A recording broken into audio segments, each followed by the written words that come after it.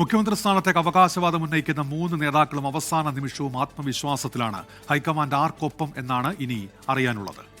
ഡൽഹിയിൽ നിന്ന് ബൽറാം നെടുങ്ങാടിയും അർജുൻ പീതാംബരനുമൊപ്പം തിരുവനന്തപുരത്ത് നിന്ന് ആർ ശ്രീജിത്തും വിശദാംശങ്ങളുമായി ചേരുകയാണ്. ആദ്യം ബൽറാം നെടുങ്ങാടിയിലേക്കാണ്. ബൽറാം, 3 നേതാക്കളും അവിടെ നിലപാടിൽ ഉറച്ചു നിൽക്കുകയാണ്. കേരളത്തിൽ ശക്തിപ്രകടനങ്ങൾ കാണാനുണ്ട്.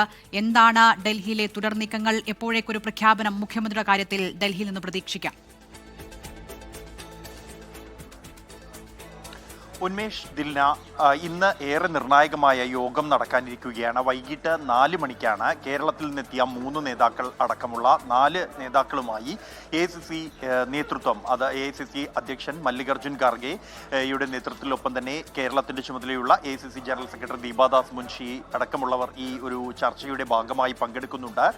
രാജാജി മാർഗിലെ 10ാം നമ്പർ വസതി, മല്ലികാർജുൻ ഖാർഗെയുടെ ഔദ്യോഗിക വസതിയിൽ വെച്ചായിരിക്കും ഈ ഒരു ചർച്ച നടക്കുക. ഈ ചർച്ചയിൽ 4 പേർ, KC വേണുഗോപാൽ, ഒപ്പം തന്നെ സണ്ണി ജോസഫ്, രമേശ് ചെന്നിത്തല, VD സതീശൻ എന്നീ 4 പേരും ഒരുമിച്ചായിരിക്കും പങ്കെടുക്കുക. അതിനുശേഷം പിന്നീട് ഒറ്റയ്ക്കൊറ്റയ്ക്കുള്ള ചർച്ചകളും നടക്കും. തുടർന്ന് ഇന്ന് തന്നെ കാര്യങ്ങൾ സമവായത്തിലേക്ക് നീക്കാനുള്ള ഒരു ശ്രമമാണ് AICCയുടെ ഭാഗത്തു നിന്നും ഉണ്ടാകുന്നത്. സമവായത്തിൽ എത്തുകയാണെങ്കിൽ ഇന്ന് തന്നെ കേരളത്തിലെ അടുത്ത മുഖ്യമന്ത്രിയുടെ പേര് പ്രഖ്യാപിക്കാനാണ് AICC തീരുമാനിച്ചിരിക്കുന്നത്.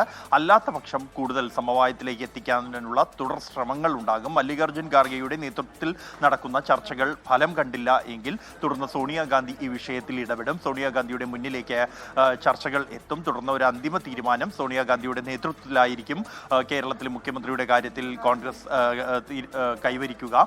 എന്തായാലും നിലവിൽ 3 നേതാക്കൾ സജീവമായി തന്നെ തങ്ങളുടെ ഈ വിഷയത്തിലുള്ള തങ്ങളുടെ അവകാശവാദവുമായി രംഗത്തുണ്ട്. KC വേണുഗോപാലിനെ സംബന്ധിച്ചിടത്തോളം അദ്ദേഹത്തിന് കൂടുതൽ MLA-മാരുടെ പിന്തുണ അദ്ദേഹത്തിനാണ് ലഭിച്ചിരുന്നത്. അത് സംബന്ധിച്ചുള്ള റിപ്പോർട്ട് കേന്ദ്ര നിരീക്ഷകർ AICCക്ക് സമർപ്പിച്ചിട്ടുണ്ട്. ഒപ്പം തന്നെ എന്നാൽ ഘടകകക്ഷികളുടെ പിന്തുണ കൂടുതലായി ലഭിച്ചിരിക്കുന്നത് VD സതീശനാണ്.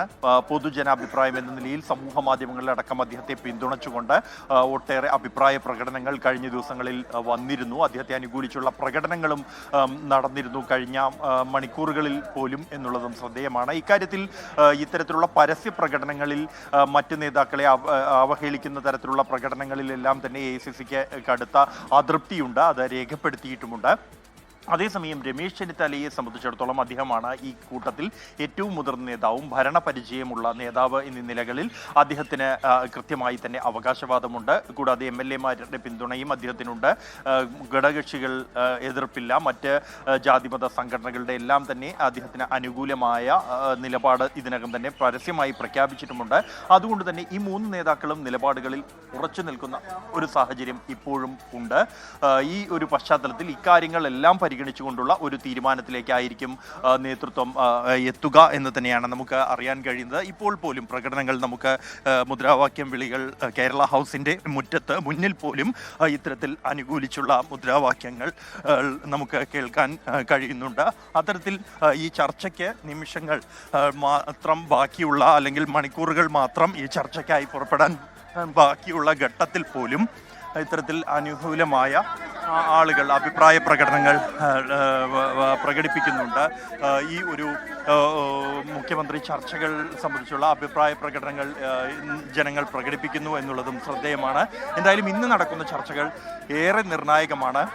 MLA-മാരുടെ മാത്രം അഭിപ്രായം പരിഗണിച്ചുകൊണ്ട് ഏകപക്ഷീയമായ ഒരു തീരുമാനത്തിലേക്ക് ഹൈക്കമാൻഡ് എത്തുകയാണെങ്കിൽ അതിൽ എതിർപ്പറിയിക്കാനാണ് മറ്റ് 2 നേതാക്കളുടെയും തീരുമാനം.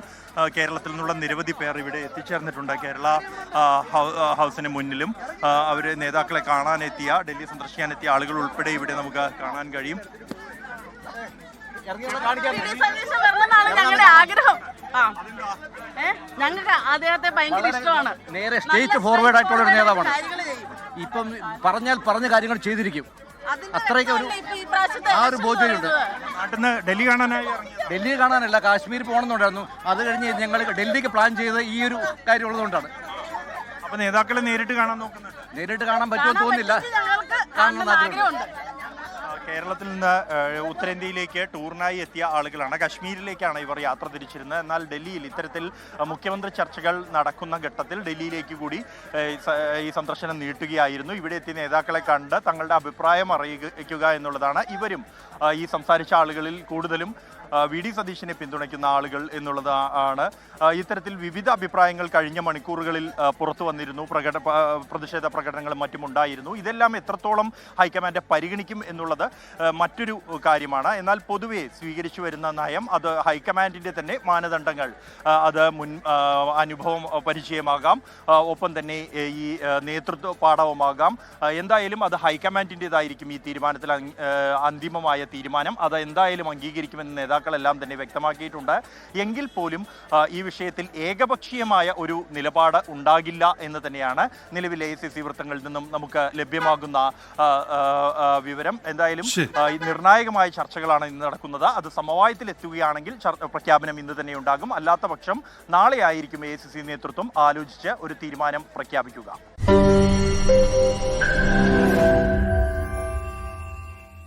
ലോകത്തെവിടെയായാലും ഏത് സമയത്തും 24 വാർത്തകളും ഓഗ്മെന്റഡ് റിയാലിറ്റി പാക്കേജുകളും എക്സ്പ്ലെയിനറുകളും വിശദമായി കാണാൻ ഞങ്ങളുടെ യൂട്യൂബ് ചാനൽ നിങ്ങൾക്ക് സബ്സ്ക്രൈബ് ചെയ്യാം.